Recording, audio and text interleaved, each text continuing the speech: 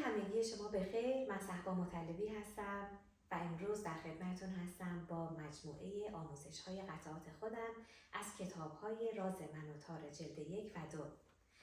در این کتاب تمام قطعات احساسات درونیش نوشته شده که بر چه اساسی بوده، به زبان انگلیسی و فارسی، و همچنین تجزیه تحلیل اون قطعه از نظر تئوری، ریتم و گوشه‌هایی که درش وجود داشته. امروز میخوام براتون عقل یا عشق رو بگم که چه شکلی متولد شده و شامل و حاوی چه احساساتی بوده. قطعه عقل یا عشق در سال 2019 متولد شده است و تجلی طغیان‌های عقلانی و عاطفی من میباشد. آنجا که اندیشه خرد و تپش‌های احساس در کشاکش انتخاب و تصمیم بیتاب و سرگردان هستند. هیجانات متضاد عقل و عشق آرام آرام به نقطه از تعادل و وحدت میرسند و سرانجام هر دو در اوج شکوه و عظمت خویش حضور متوازن و ناگزیرشان را بر روح من حک می‌کنند.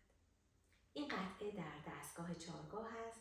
کوکش 2 هست که من روی 432 کیلوهرتز در واقع اون رو کوک می‌کنم. ریتمش 12/16 هست. میزانهای 1 تا 83 درآمد 4گاه، میزانهای 84 تا 90 گوشه زابل، میزانهای 91 تا 107 گوشه مخالف، میزانهای 108 تا 111 بازگشت به درآمد 4گاه و میزانهای 112 تا 167 ترجیباً و بازگشت به درآمد 4گاه است. امیدوارم که لذت ببرید.